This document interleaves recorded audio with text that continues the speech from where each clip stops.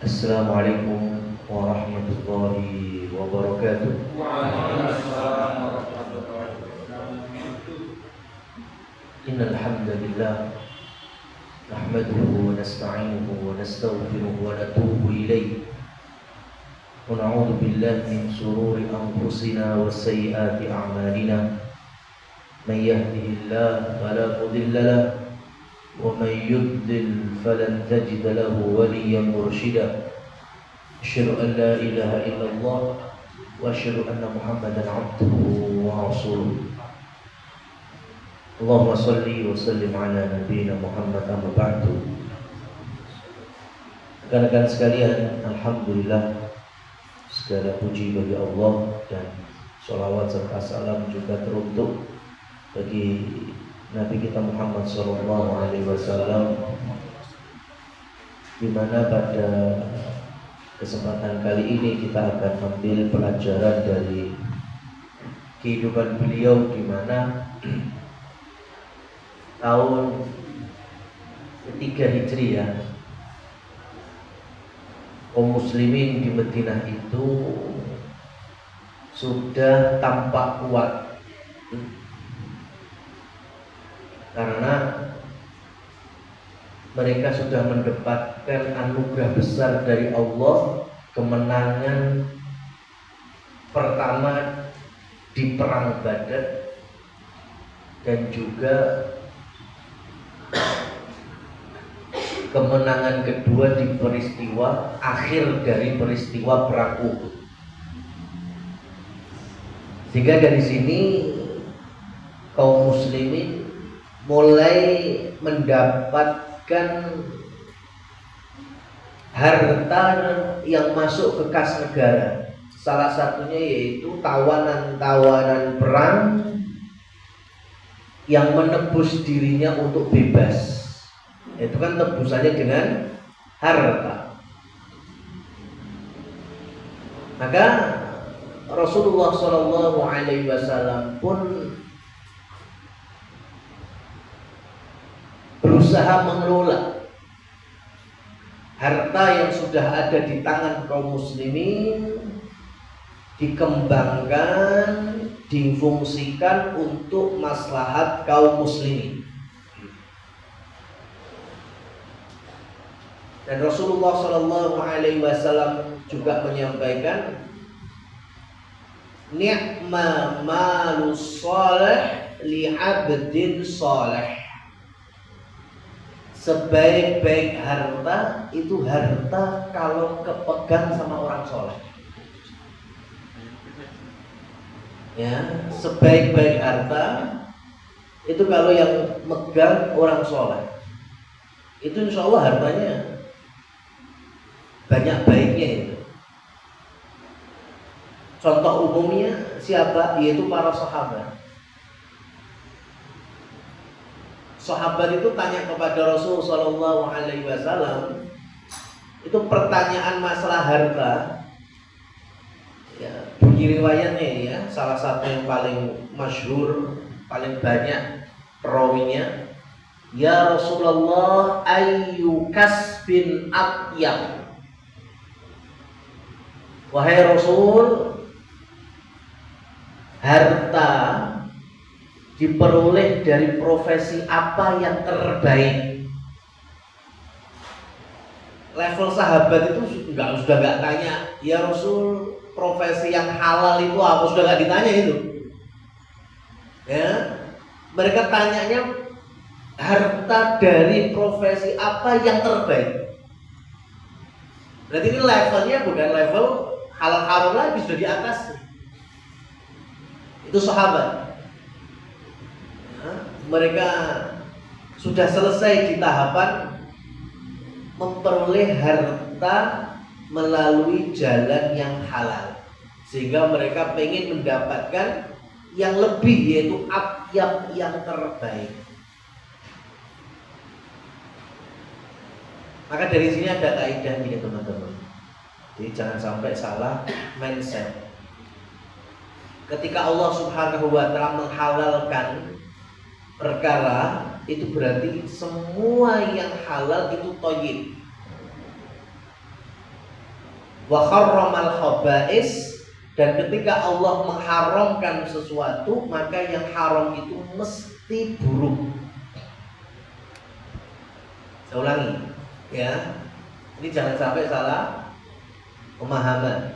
Semua yang Allah halalkan itu pasti baik. Yang Allah halalkan itu pasti baik. Yang Allah haramkan itu pasti buruk. Itu kaidah umumnya. Jangan dilihat secara hawa nafsu. Saya kasih contoh lah, dalam hal makanan minuman. Ya, semua yang halal itu baik.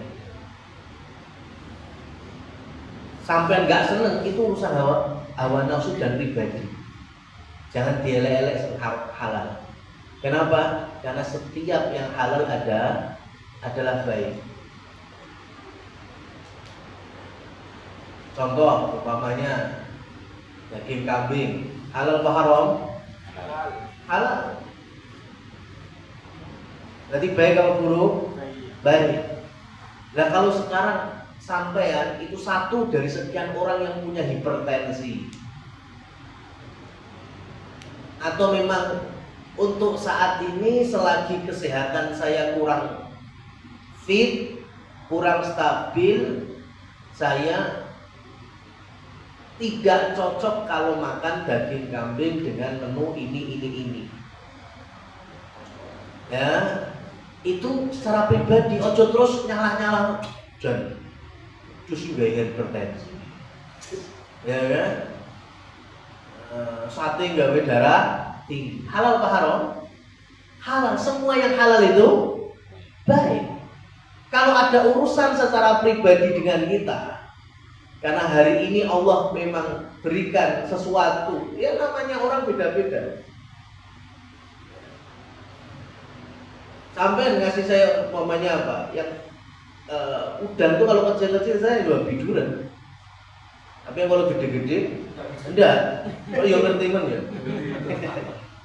Ya, jadi kalau jenis ebi atau tipis-tipis itu saya alergi. Apa kemudian orang enak ebi? Ya, orang ape. Enggak, saya enggak ngomong gitu. Cukup bagi saya kalau saya makan akan berpengaruh ke saya. Ebi halal apa enggak? Halal. Berarti baik, baik. Kalau ada urusan dengan kita, jangan sampai sesuatu yang halal itu kita burukkan hanya karena kita. Begitu juga sebaliknya, semua yang haram itu mesti buruk. Mau dipoles apapun tetap buruk. Ya. Contoh, ya, karena kan teman-teman saudara-saudara kita itu kadang sudah nggak melihat halal haram ini. Ya. Mereka daging babi dimakan, gaya tes kriuk, ya, kulitnya. Arep diomong dari sudut pandang konsumennya enak, gurih, baik atau buruk? Buruk. Kenapa? Karena Allah haram. Jadi itu semua yang Allah haramkan pasti buruk. Itu kaidahnya. Mau dipleting seindah apapun, ya, mau difoto secakep apapun, tetap kita harus bangun di atas keburukan. Kenapa? Karena Allah haramkan. Itu contoh kalau makan. Maka perkara yang lain itu sama. Termasuk tadi ketika Rasulullah SAW memberikan arahan bahwa harta terbaik, berarti sesuatu yang baik, ya, dari perkara-perkara yang halal, itu mesti yang membawa maslahat. Urusan mencarinya lebih susah, ya, lebih banyak perintangannya, tapi itulah yang baik. Dibandingkan perkara yang Allah haramkan, itu pasti buruk. Nah, maka di tahun ketiga itu Rasulullah Shallallahu Alaihi Wasallam siap untuk membangun pasar. Lihat, posisinya Rasulullah Shallallahu Alaihi Wasallam itu di Medina. Di Medina itu pasarnya rata-rata pasar Yahudi. Ada 3 Yahudi punya pasar besar juga. Yang pertama Bani Qainuqa, yang kedua Bani Nadir, yang ketiga Bani Quraidah. Ya. Saya cuma ngasih gambaran gini teman-teman. Nanti saat teman-teman bisa Google atau sekarang juga bisa searching gambar atau denah Masjid Nabawi. Ya, kita sedang membayangkan berada di dalam Masjid Nabawi ngadep kiblat. Ya, ngadep kiblat berarti kan kita di dalamnya nih. Berarti ada arah depan yaitu kiblat, arah kanan sama arah kiri. Arah kiblat itu nantinya kalau lurus itu ada nanti Masjid Kuba. Nah, antara kiblat Masjid Nabawi ke arah Kuba itu ada pasarnya Yahudi Bani Quraidah. Ya, cuma agak jauh dari Masjid Nabawi. Nah, sekarang kiri kita saat kita masuk di dalam Masjid Nabawi, kiri kita, kiri masjid itu ada kuburan Baqi. Ada kuburan Baqi. Dan dulu di samping kuburan Baqi itu pemukimannya Yahudi Bani Nadir. Makanya ada pasarnya tokoh Bani Nadir, namanya pasar Ka'ab bin Ashraf. Itu pasar Yahudi, cukup besar. Yang paling besar di sekitar Masjid Nabawi itu sebelah kanan. Sebelah kanan Masjid Nabawi. Ya, yang sekarang beririsan dengan wilayah Masjid Ghamamah, ya, Masjid Abu Bakar, itu ada kampung Yahudi Bani Qainuqa. Maka ada pasar Yahudi Bani Qainuqa, dan itu pasar paling besar, paling dekat dengan Masjid Nabawi. Ya, dari 3 pasar. Ya, ada pasar Bani Quraidah yang searah dengan Kuba. Kemudian ada pasar Bani Nadir, Ka'ab bin Ashraf di sebelah kiri masjid, atau sekitar kuburan Baqi. Dan ada yang di sebelah kanan masjid yaitu pasar Bani Qainuqa. Rasulullah Shallallahu Alaihi Wasallam ketika beliau berkeinginan untuk membangun pasar, ya, Rasul Shallallahu Alaihi Wasallam cari dulu lokasi yang kemudian beliau ingin membeli dan diwakafkan. Ya, di Rasul minta kepada para sahabat cari lokasi di mana nanti akan dibeli lahannya itu. Kemudian Rasul akan jadikan sebagai wakaf. Saat itu yang pertama datang adalah Zubair bin Awwam. Memberitahu, ya Rasul, di samping rumahku itu adalah, jika engkau berkenan maka kita bisa rundingkan, kita bisa beli, ya, engkau bisa wakafkan. Oke, baik. Kemudian Rasulullah Shallallahu Alaihi Wasallam mendatangi lokasi itu. Itu di dekat rumahnya Zubair bin Awwam. Zubair bin Awwam itu rumahnya di sekitar Baqi. Ada yang disebut dengan Baqi Zubair. Jadi di sebelah kirinya Masjid Nabawi. Nah, ketika Rasulullah Shallallahu Alaihi Wasallam cocok, kemudian beliau ambil lokasi itu sebagai pasar, beliau tancapkan tongkat, ya, atau bahasa kita hari ini kayak apa itu payung tenda itu, patok itu. Rasul kemudian menjawab mengatakan hadza suqukum, ini pasar kalian kepada kaum muslimin. Dan itu lokasinya pas berhadapan dengan pasar Yahudi Ka'ab bin Ashraf. Hari pertama kaum muslimin punya pasar, maka sore harinya Ka'ab bin Ashraf mencak-mencak, dihabisin semua pasar. Nah, Yahudi gak terima. Ka'ab bin Ashraf marah ya. Anak buahnya dikerain, ngancurin semua lapak-lapak ya. Kaum muslimin itu diporak-porak deh. Kemudian datang kepada Rasul Sallallahu Alaihi Wasallam dengan tegasnya, beliau mengatakan, kamu rusak pasar kami, maka kami akan membangun pasar yang membuatmu akan lebih marah. Gitu. Jadi sebelum Rasul Sallallahu Alaihi Wasallam membangun pasar berikutnya yang kemudian abadi sampai hari ini, di sini ada kaidah. Rasul ketika bikin pasar, Yahudi langsung marah. Dan pasar yang kaum muslimin percaya diri berhadapan dengan pasar Yahudi. Kenapa? Karena pertama pasarnya sendiri. Rasul Shallallahu Alaihi Wasallam berniat membangun pasar itu langsung pasar Muslim. Jadi teman-teman kalau sekarang mulai giat belajar fikih, ya, kemudian halal haram, jual beli, muamalah dan lain seterusnya, itu bagus. Perlu kita apresiasi, tetap kita semangati supaya lebih tahu mana yang halal, mana yang haram dalam jual beli. Tapi jangan cuma berkutat di situ. Kalau sudah naik levelnya harus dinaikkan. Apa itu? Kita butuh pasar.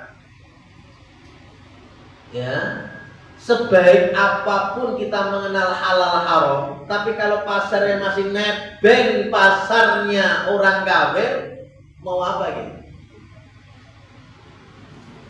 Ya. Contohnya, teman-teman mau nih punya stand di salah satu mall, tapi miliknya orang kafir, kan pasar ya? Stand sampai dibikin se-Islami apapun. Akadnya halal haram sangat jelas. Lah si pemilik mal ngebrit-brit, masa sekali-kali bisa apa gitu? Ya, kenapa? Karena kita belum punya kemandirian di dalam pasar. Beberapa kali saya kasih contoh awake dhewe iki satu tim sepak bola handal semuanya. Mas Sengkai pinter kiper, Sengkai back, center back, sayap kiri, gelandang, semua striker lengkap dengan skill masing-masing. Ya, pinter-pinter. Jadi tim ini sudah nggak bisa dinafikan. Semuanya keren dalam divisi sepak bola masing-masing. Cuma satu masalahnya, gak duwe lapangan. Ya, nggak punya lapangan. Jurbi, ya sudah kita latihan namanya nyewa lapangan, pinjam lapangan. Lah sing duwe kemudian ngeprit mah buar. Gak usah ning kene tanggo dhewe. Kira-kira apa yang terjadi? Ya wis ngapro kita. Ya, percuma. Mau skill kita sekeren apapun, nggak punya lapangan, percuma. Maka hari ini demikian. Ya. Kita belum ada orang yang dengan hartanya salah satunya mewakafkan untuk dibangun pasar muslim.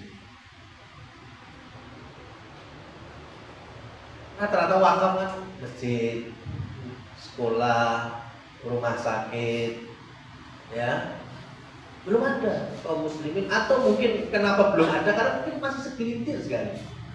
Mewakafkan, ya, kemudian memasrahkan amanah, tolong ini jadikan pasar muslim, kelola dengan baik. Kenapa? Karena masuk tadi kaidah berikutnya. Kalau ini sudah menjadi pasar muslim, berarti semua syariat berjalan di situ. Sama nggak dengan Yahudi kira-kira? Beda. Itu yang membuat Yahudi marah di situ. Kalau muslim sudah punya pasar sendiri, kok akad-akadnya punya sendiri, ya, maslahat mereka lebih banyak. Wah, itu yang membuat marah Yahudi. Kenapa? Karena dari zaman Rasul Shallallahu Alaihi Wasallam Islam besar bukan karena duplikat copy paste sistem Yahudi, tapi percaya diri dengan syariat Allah dan Rasul. Ini harus anak cucu otak di sini antum ya. Sekarang kalau ya mau nggak mau ini ada doktrinisasi. Kalau kita pengen sekarang lah anak-anak muda sekarang masya Allah semangatnya. Kalahkan Yahudi, ya, habisi Yahudi, hancurkan Yahudi. Tapi sistem pasarnya ternyata saya melu Yahudi, ya pernah guyung ngakak tak Yahudinya apa war-war. Lalu sistemnya sing duplikat kabeh kok gini. Ya, di situ. Jadi kita masih belum fair dalam menempatkan benci dengan Yahudi. Pengen mengalahkan Yahudi, tapi semua divisi lingkungan kehidupan kita, termasuk pasar, pendidikan, semuanya masih duplikatnya sama Yahudi.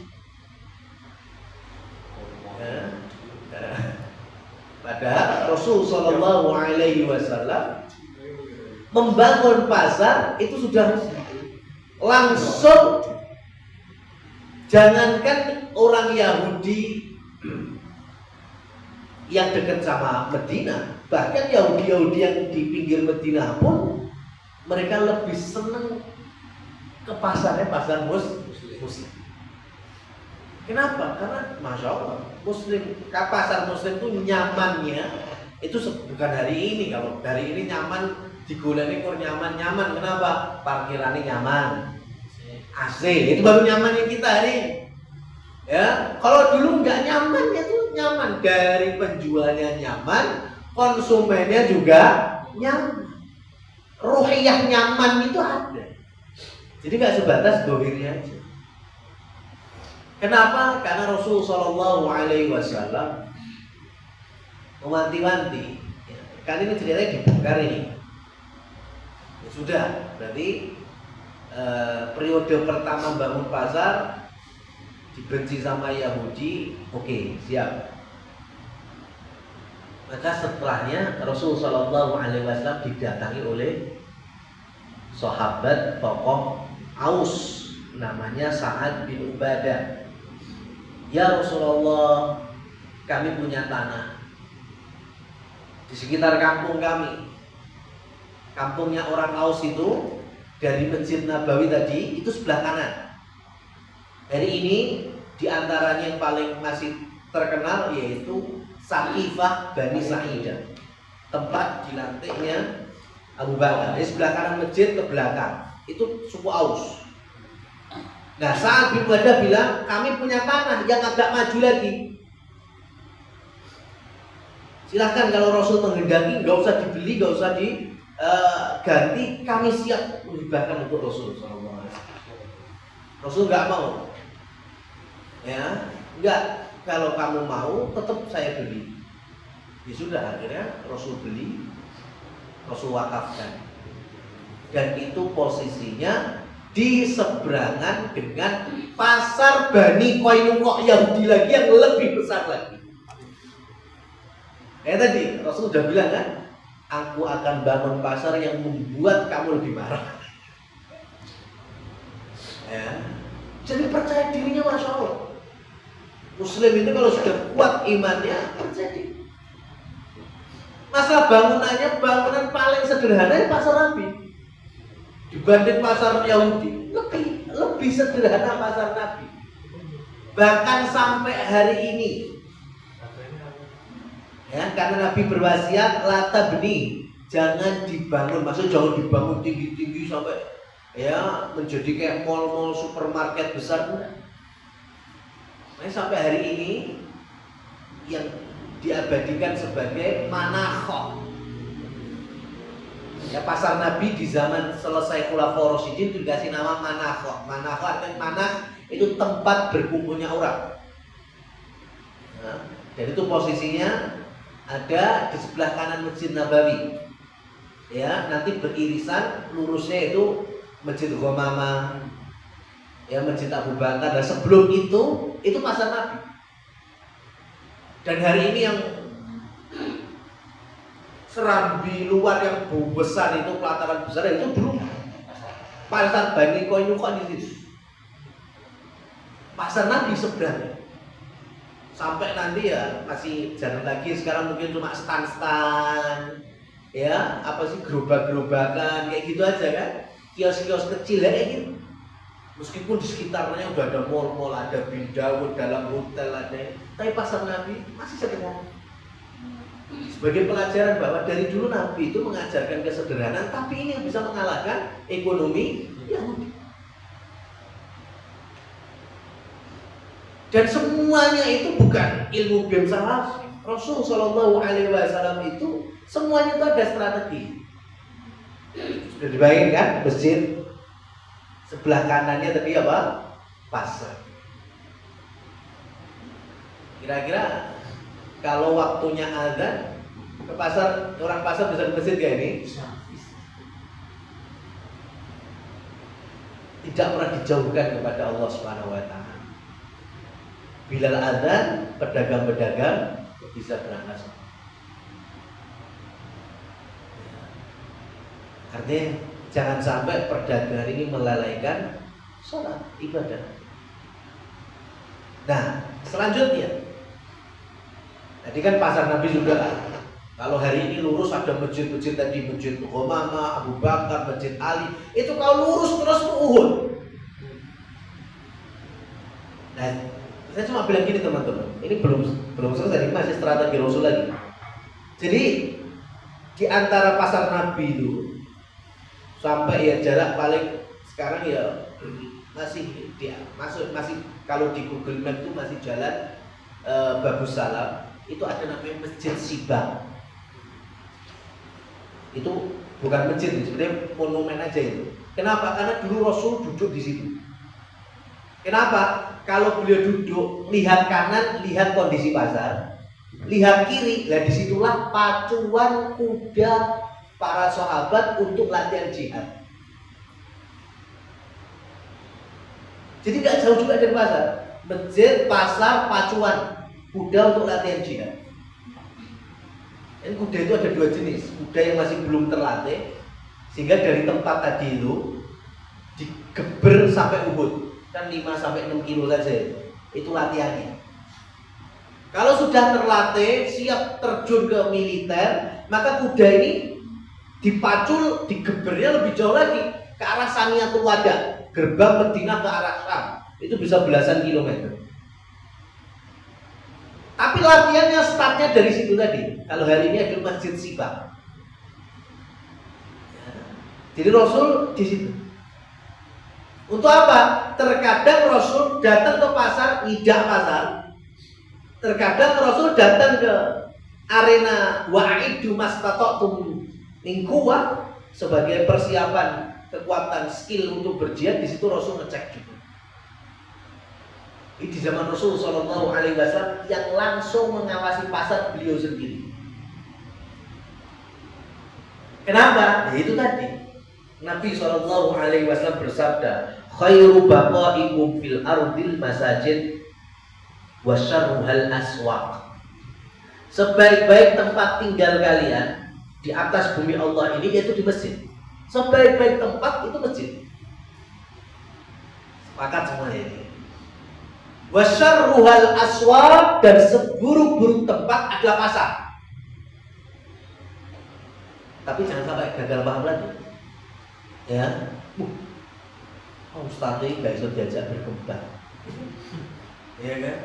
Mosok seburuk-buruk pasar, seburuk tempat adalah pasar. Ini yang membuat kaum muslimin enggak berkembang ekonominya. Ya, enggak maju pasarnya. Loh, berarti ini orang-orang yang gagal banget. Orang yang menyampaikan hadis ini bukan saya cuma nukil. Yang menyampaikan langsung siapa? Rasul Shallallahu Alaihi Wasallam. Di hadapan siapa? Di hadapan para sahabat yang notabene pedagang. Jadi yang mendengar pertama hadis ini ya Abu Bakar, Utsman, Abdurrahman bin Auf, Sa'ad bin Abi Waqqas, Zubair bin Awwam. Ini semuanya pedagang radhiyallahu anhu. Tapi ketika mereka mendengar hadis seburuk-buruk pasar, tempat adalah pasar, apa kemudian Abu Bakar absen dari pasar? Utsman bin Affan, oh gitu gak usah ke pasar lah, seburuk-buruk tempat. Gak ada ceritanya gitu. Mereka tahu hadis ini, mereka kemudian berjuang, berusaha bagaimana pasar itu menjadi tempat yang baik. Dengan apa? Makanya kemudian dengan belajar adab-adabnya. Masuk pasar ada doanya, ada zikirnya. Kenapa kok disebut seburuk-buruk tempat? Ya karena di situ ada sumpah palsu, pengkhianatan, timbangan diotak-atik, ya, sumpah serapah, ya, ingkar, sikut-sikutan, saling dolim. Makanya ketika sahabat tahu hal itu, ketika mereka sudah menjadi pengusaha dan pedagang muslim, itu semua dibalik. Yang amanahnya, ya, yang tepat janjinya, nggak ada yang namanya sikut-sikutan saling dolim, dan itu mewarnai pasar muslim. Waktunya sholat.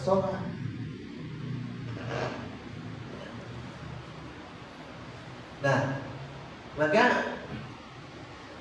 jadi sampai di antara guru kami itu yang ngisi di Blok M, masjid Blok M Square Jakarta, itu beliau diundang supaya mengisi kajian fikih jual beli. Belum lama, paling setahun 2 tahun belakangan ini, yang diduangi semua pedagang Blok M. Masjidnya di atas lagi. Itu diundang itu berapa ratus, berapa ya, pedagang itu. Dan mereka diminta bisanya kapan. Mereka ngomongnya, habis dulu aja enak, waktu istirahat. Oke, sudah disepakati habis dulu sampai durasi 1 jam kurang lebih. Sudah hari-hari ditentukan, ustadz kami datang juga, siap ngisi, mulai ngisi. Dan ternyata di hari itu, di waktu itu, dari undangan semua yang tersebar, yang hadir dari pedagang Blok M cuma wong rolas.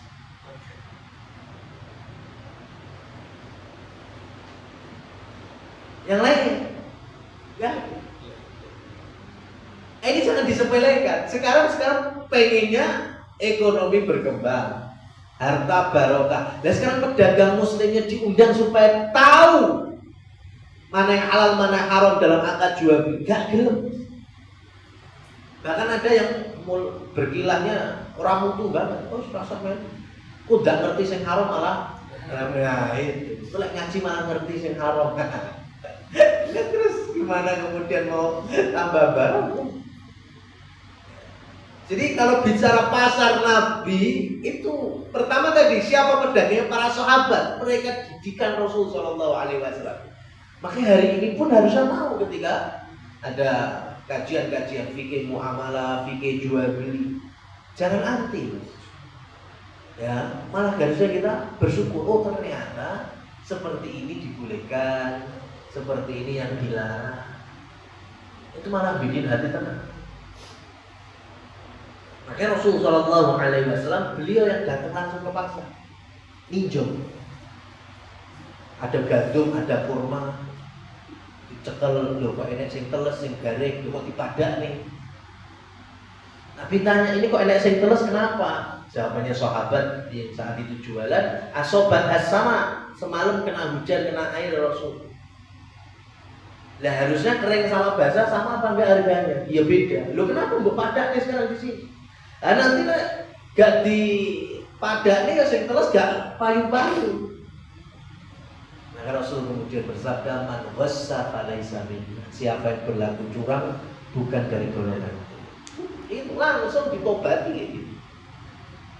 Ya, satu hadis saja peringatan siapa yang berlaku curang bukan bagianku, kata Rasulullah SAW. Tidak dianggap umat. Sudah, sahabat atau tobat.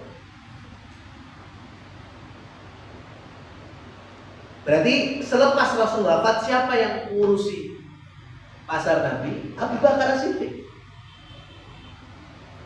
Beliau keliling pasar Nabi, mengecek pasarnya, pengawas pasarnya.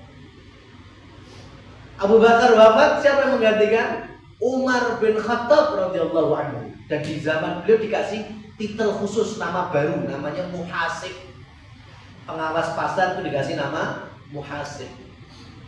Dan Umar itu kalau sudah bertindak sebagai muhasib, beliau masuk pasar bawa tongkat. Sahabat itu semua tahu, Umar itu melaku wae tegese gak kelihatan. Oh, pemerintah tambah nganggo, ya tambah medeni. Ya. Zamannya Umar langsung lagi. Yo orang-orang segen semua ya. Sampai nanti sahabat selesai masa Khulafaur Rasyidin, pindah masa tabi'in di Madinah, imamnya siapa? Imam Malik bin Anas.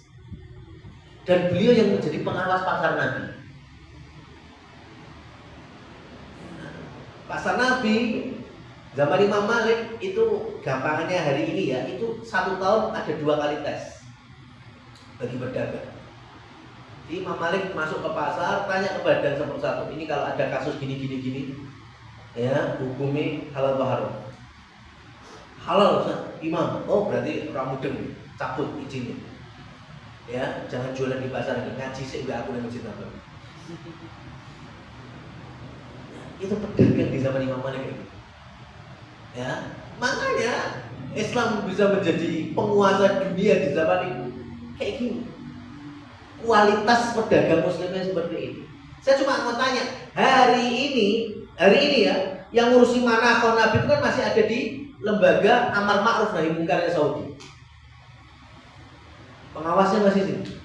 Polisi syariah bahasa kita. Saya mau tanya, di Indonesia pengawas pasarnya siapa? Orang yang alim, ahli fikih, ya apa? Nah itu, ini penurunannya udah drastis, sudah nggak bisa penurunannya udah anjlok banget. Maka ketika kita berada di lingkungan, ya, mau nggak mau juga disebut pasar di perusahaan ini, ya, dengan masih banyak sekali nasihat-nasihat halal haram, ya, arahan kepada yang menuju kepada yang lebih syariat, itu harus dinikmati, disyukuri, ya. Daripada kita terjerumus ke pasar-pasar yang nggak jelas, ya, malah sudah nggak tahu mana Fir'aunnya, mana Namrudnya, mana Abu Jahal, Abu Lahabnya. Itu Rasul Shallallahu Alaihi Wasallam sedetail itu beliau mengawasi pasar. Sudah, tadi kan Rasul duduk terkadang ngawasi pasar, terkadang apa? Ngawasi latihan jihad. Ternyata arena jihad pun, latihan jihad itu tidak dijauhkan dari masjid sama pasar. Untuk apa? Salah satunya ini strategi Rasul Shallallahu Alaihi Wasallam. Namanya orang persiapan jihad itu kan pasti ada laporannya. Dan Rasul itu mendapati laporan-laporan itu. Ya Rasul, kuda-kuda ada yang siap sekian ekor, ada yang belum siap sekian ekor, perbekalan panah kita, tombak kita, pedang kita, ya, menyusut karena perang kemarin kita butuh lagi sekian, berarti kan butuh pendanaan untuk jihad. Rasul dapat laporan di mana? Ketika beliau menyaksikan tadi, atau hari ini di Masjid Siglak itu tadi. Berapa yang dibutuhkan pendanaan? Ya kita butuh berapa kuda, berapa pedang, berapa panah, ya sudah. Rasul respon, nanti sebelum tutup pasar, Rasul datangi pasar lagi. Rasul motivasi tentang apa? Sedekah, infak, wakaf. Jadi sahabat-sahabat yang dagang hari itu sudah dapat untung.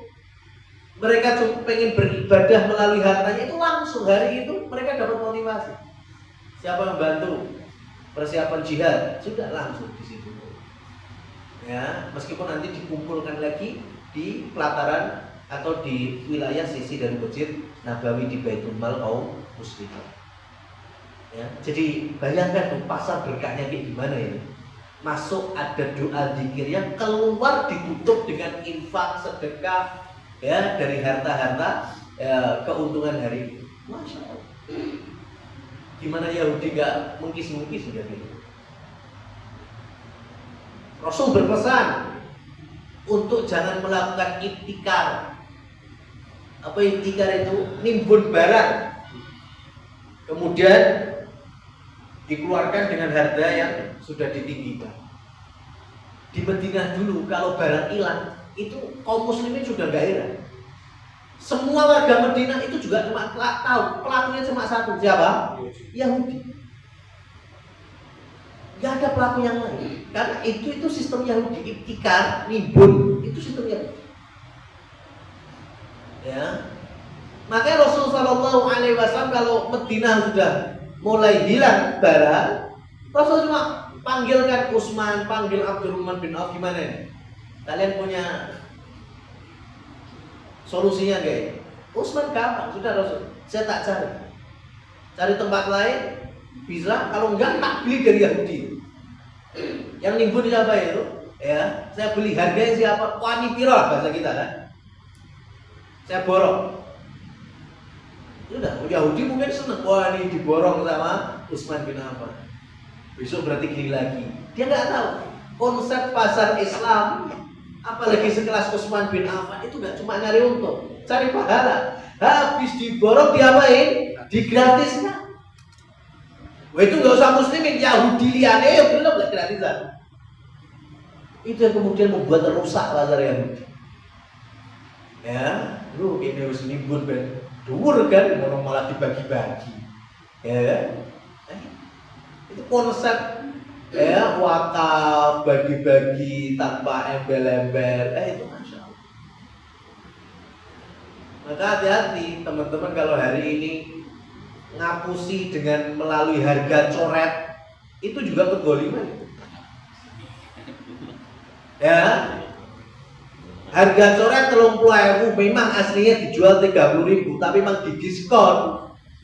Jadi 20.000, coret 30.000 dari 20.000 itu sah saja. Ya, itu namanya harga coret yang betul. Ini enggak sih bukan diskon jadi. Ya, tapi caranya ben ketok diskon, ya ditinggikan dulu lagi dicoret, itu juga kedzaliman. Ya, itu kedzaliman. Maka dari sinilah ternyata yang mengawali keberkahan harta kaum muslimin secara universal nih, ya dengan adanya pasar yang isinya ternyata keberkahan dari Allah Subhanahu wa taala dipimpin langsung oleh Rasulullah sallallahu alaihi wasallam. Demikian secara materi yang bisa kami sampaikan. Waktu sisanya kami kembalikan ke teman moderator. Demikian kajian pada hari ini. Untuk rekan-rekan apabila sudah mempersiapkan pertanyaan, bersilakan.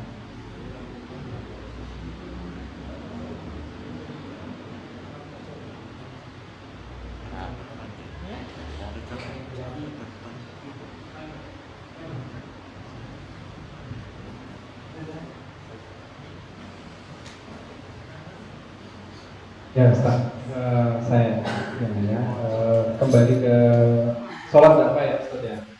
Kembali ke yang saya tanyakan untuk yang di kampung biasanya itu kalau subuh itu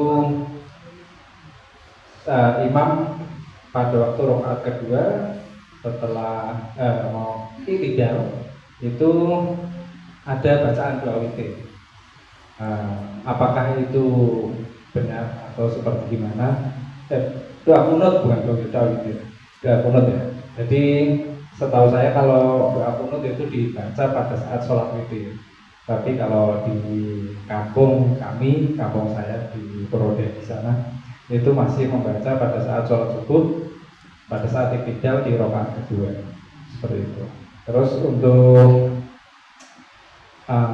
sehabis waktu sholat, kita temukan juga di beberapa masjid di sini juga itu zikir dengan bacaan yang sangat lantang. Jadi seharusnya jahar ya, karena secara logika kita yang masbuk terganggu pada saat membaca bacaan-bacaan sholat.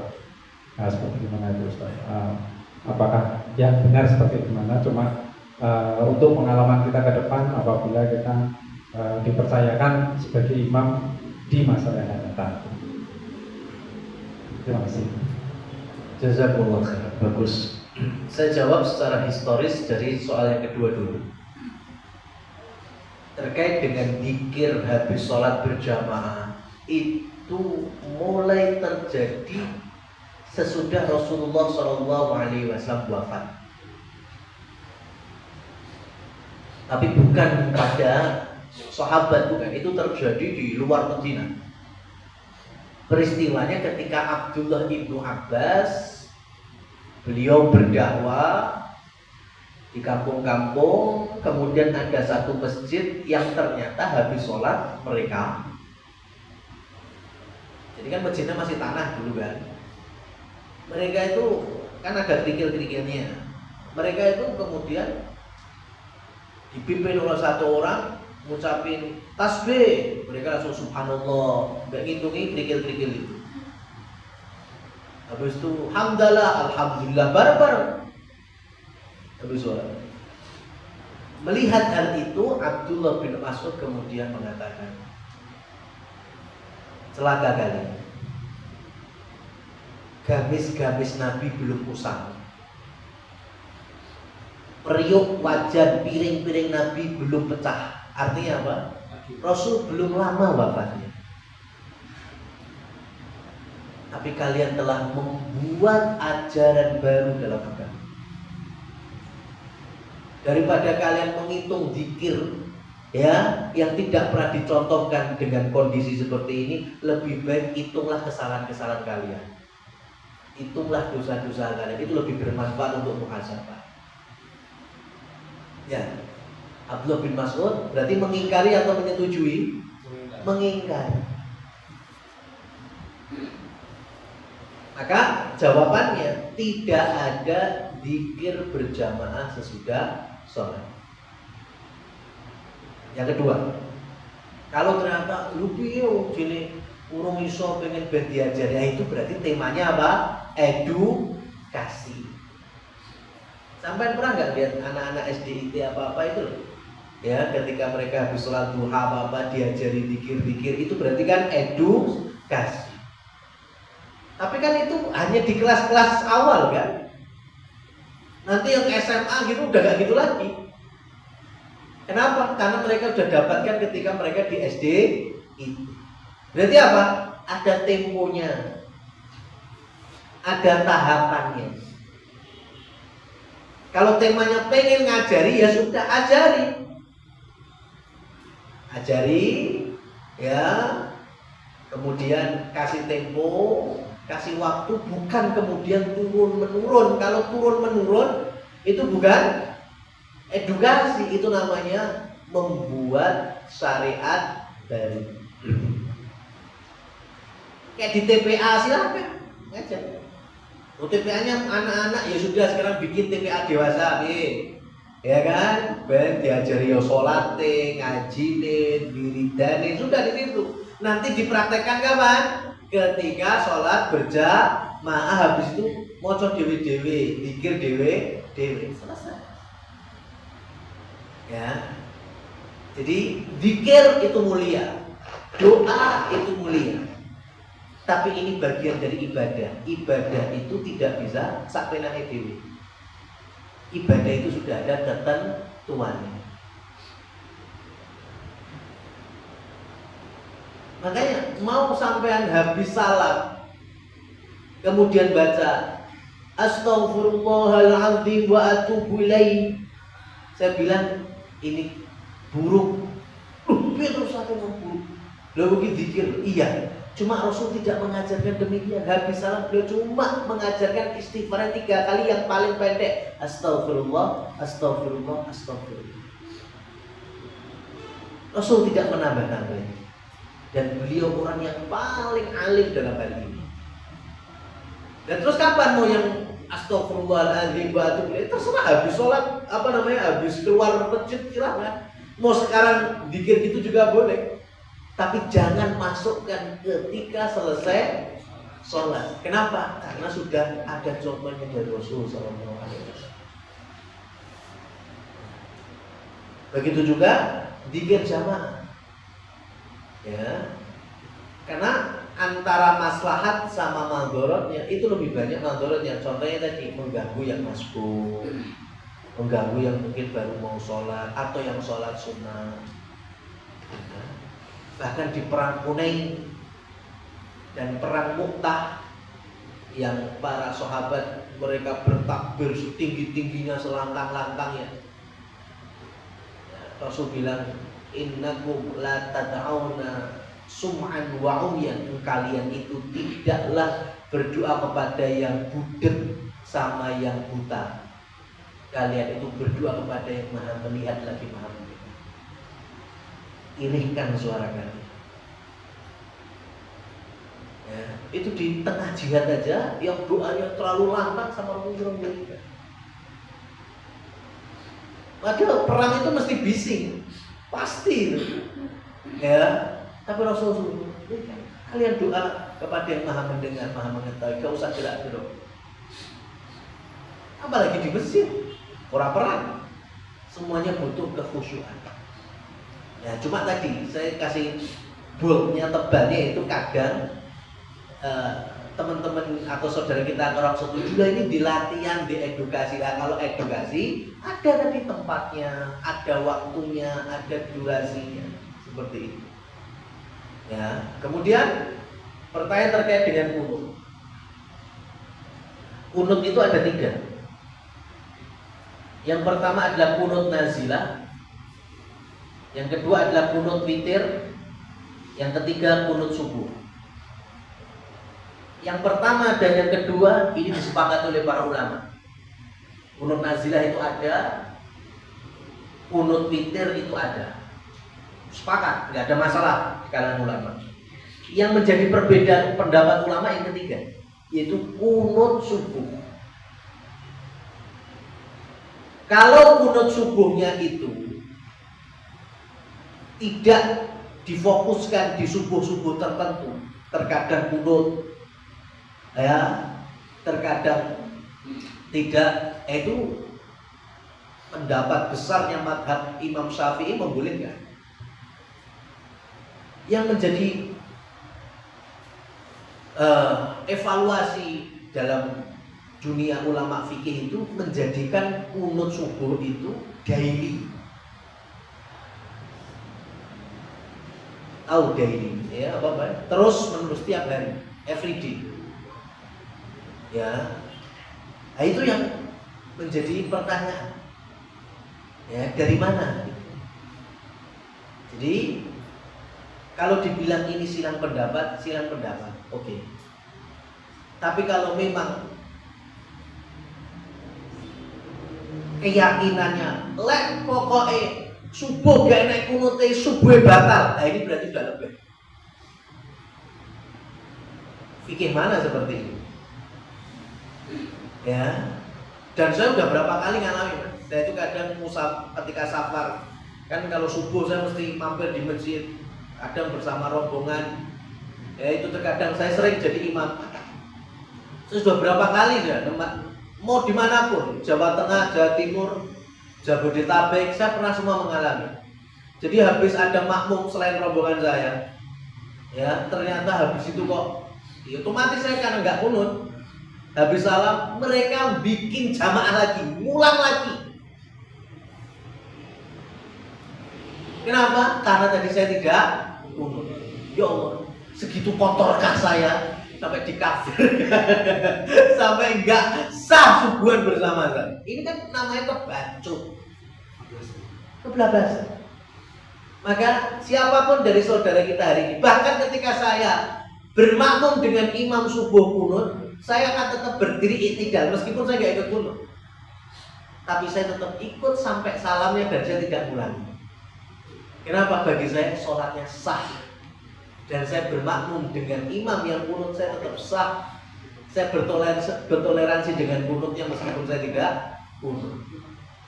Tapi yang menjadi masalah ketika kita yang jadi imam nggak kunut, kenapa? Sebagian dari saudara kita baleni nih, alasannya subuh nggak sah. Ya ini yang kebelakang. Ya. Jadi kunut subuh itu menjadi silang pendapat. Cuma ya pendapat itu kan ada yang jumhur mayoritas, ada yang minoritas. Nah, sampai sejauh ini kunut subuh itu hanya ada di pendapat mazhab Syafi'iyah. Ya, yang daily tadi. Adapun jumhur mayoritas ulama tidak seperti itu. Ya, makanya dari sini saya ngasih contoh real di Masjid Nabawi. Kalau imamnya sesepuh imam Masjid Nabawi namanya Syekh Ali Hudayfi. Syekh Hudayfi itu kalau beliau jadwal imam subuh itu habis sami'allahu liman hamidah, terus voice berikutnya kan Rabbana walakal hamd, itu beliau nggak langsung. Beliau agak lama. Beliau kasih waktu ya. Tolerannya Imam Masjid Nabawi Syekh Hudayfi itu ngasih toleransi bagi makmum yang pengen kunut pribadi.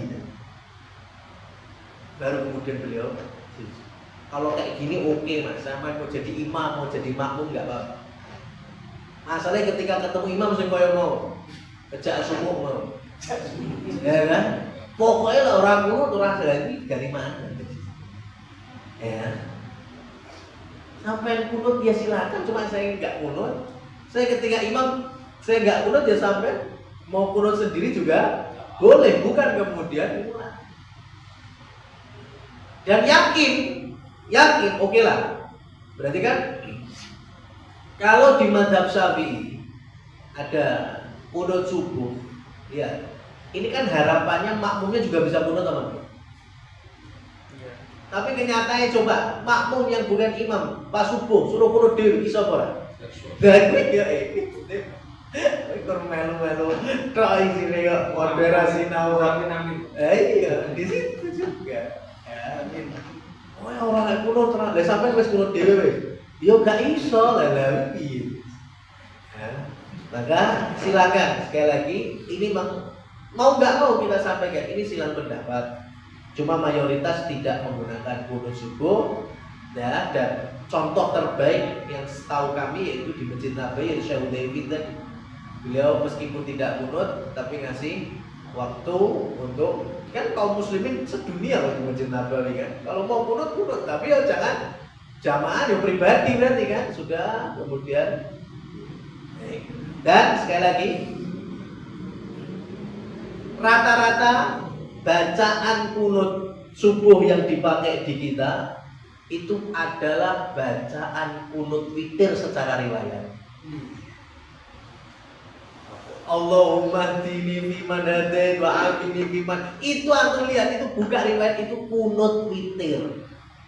Kunut subuh itu ada dalam riwayat-riwayat Imam Syafi'i dan itu ada perbedaannya. Nah, jadi luwih gak nyambung meneh. Ya kan? Kunut subuh tapi bacaannya pakai kunut. Nah, sing penting pokoknya kunut lah kuwi. Jadi masalah itu seperti itu. Ya, kita tuh pengen belajar itu supaya kita tambah baik dan tambah benar. Bukan masalah menang-menangan, Mas. Enggak. Ya, kita itu belajar itu biar tambah baik, tambah benar, bukan masalah menang kalah. Menang kalah bukan di sini tempatnya. Ya, kita pengennya tambah benar, tambah soleh, tambah sesuai tuntunan Rasulullah. Baik, demikian. Wallahu a'lam bishawab. Bila itu berhidayah. Wassalamualaikum warahmatullahi wabarakatuh. Waalaikumsalam warahmatullahi wabarakatuh.